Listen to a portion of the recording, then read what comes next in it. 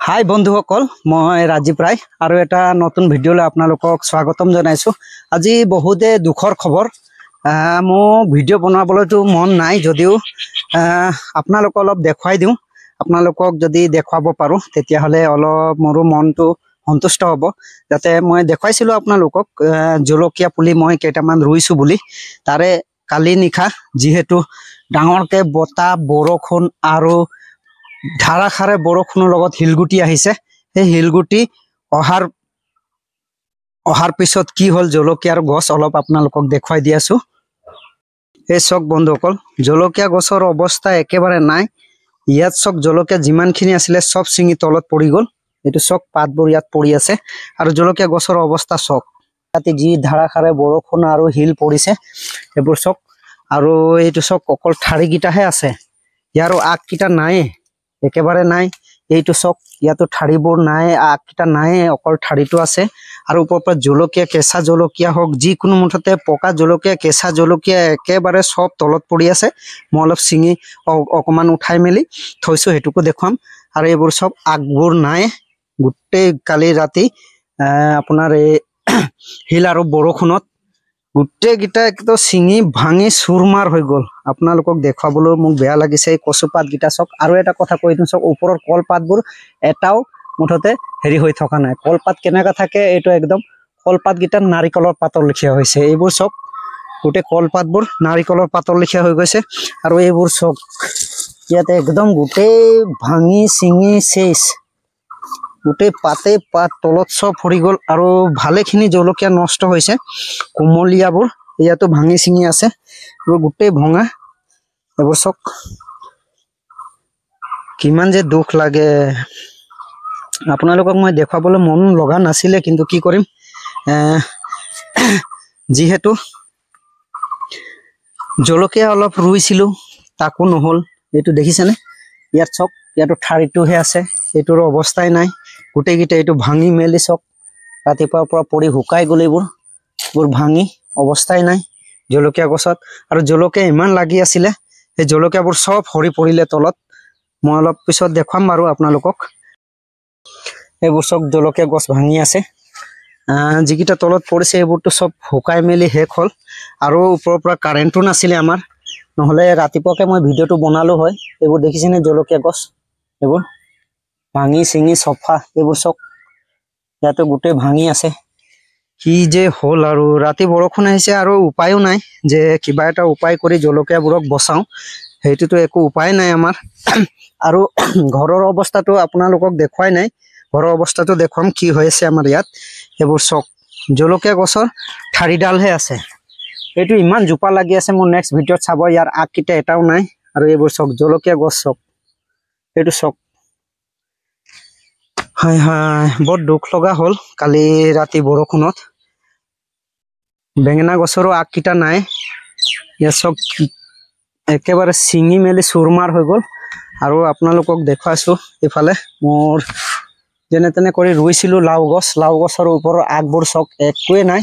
আৰু এইবোৰ কলপাতবোৰ চক, কলপাতবোৰ এনেকুৱা গোটাকৈ থাকিব লাগে, এনেকুৱা একেবাৰে মুঠতে তামোল পাত লেখীয়া হৈ গ'ল।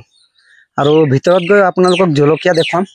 আৰু যিমানখিনি ইয়াত টেঙা লাগি আছিলে, টেঙাবোৰ চব তলত সৰি পৰিছে। ইয়াত চক গুটিবোৰ দেখি আছে, গোটেইকেইটা টেঙা ইয়াত সৰি পৰি, সেইবোৰ চব টেঙা গুটিবোৰ চব ইফাল সিফাল হৈ আছে। ইয়াতো টেঙা গছ এজোপা আছিলে, এই টেঙা গছৰ পৰা গোটেই কালি ৰাতি এনেকুৱা পৰিছে।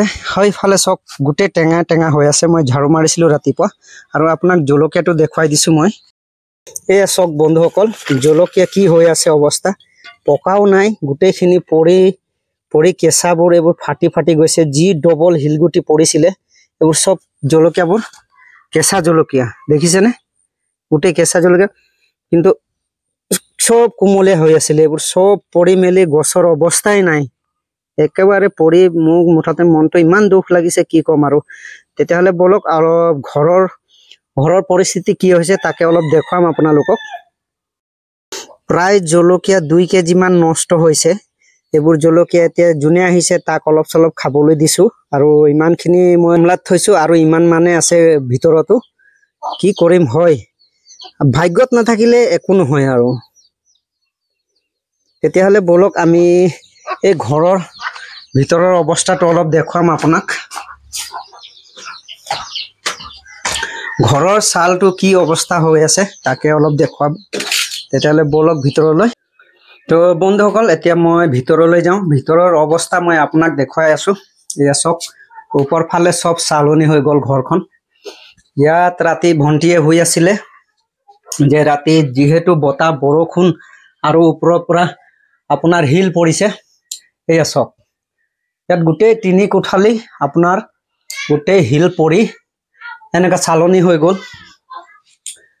এতিয়া কি কৰা যায় সব গোটেই টিং গিটা ফুটা ফুটা একফালটো বাকি থাকিলে বাকি একফাল পুৰা ফুটা হৈ গল ৰাতি সবেই সাঙৰ তলত হুমাব লগা হৈছিল ইয়াত বৰষুণৰ ফলত আৰু যিমান ডবল ডবল হিল পৰিছে মই হয়তো প্ৰথমবাৰ দেখিছো যে ইমান ডবল হিল পৰিছে যে প্ৰথমবাৰৰ কাৰণেহে দেখি পাইছো আৰু ইফালৰ ৰুম গিটা আপোনাৰ ধৰক সেই ওপৰেটো সব ফুটা হৈ আছে এই সিলিংটো পৰা নেদেখি আৰু এই তিনটা কোঠালি আৰু আগফালে এটা কোঠালি আছে এই গোটেই গিটা আপুনি অনুমান কৰক এইটো ৰুমৰ পৰা লৈ সেই সেম হৈ গৈছে সব ফালে এইটো পুৰা লাইনটোৱে আপোনাৰ গোটেই এনেকা ফুটা ফুটা হৈছে এতিয়া চাও কি হয়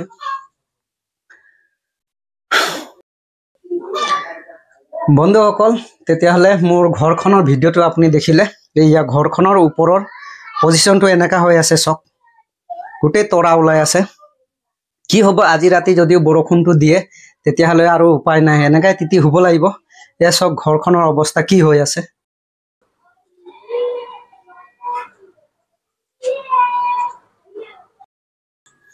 বন্ধুসকল মই অলপ আগলৈ ওলাই আহিছো আমাৰ মুৰে নহয় আমাৰ গাঁৱৰ যিমানখিনি আছে প্ৰায় মানুহৰ এনেকুৱা ডাঙৰ ঘৰ বুলি ক'লে হুৱা ঘৰ গিটা প্ৰায় 3-4 খনৰ ঘৰৰ ফুটা হৈছে আৰু প্ৰায় মানুহৰ পাকঘৰটো অৱস্থা নাইকিয়া হৈছে যেহেতু মই এতিয়া গৈ দেখাব নোৱাৰিছো কিন্তু প্ৰায় মানুহৰ একে অৱস্থা হৈ আছে ভিডিওটো চাই আপোনালোকে মনত কি প্ৰকাশ হৈছে বা দুখ প্ৰকাশ হৈছে হুক প্ৰকাশ হৈছে আপোনাৰ মনত কেনেকুৱা কি অনুভৱ কৰিছে মোক নিশ্চয় কমেন্ট কৰি জনাব বুলি মই আশা ৰাখিছো আৰু আজি আপোনালোকে যদি মোক এটা লাইক কৰে শেয়াৰ কৰে মোৰ কাৰণে হেইটোৱে বহুত সহায় হ'ব হেইটোৱে আশা ৰাখি আজি ভিডিওটো মই ইমানতে সামৰি মাৰিছো বাই বাই আকৌ লগ পাম নতুন ভিডিও নতুন কন্টেন্ট লৈ বাই বাই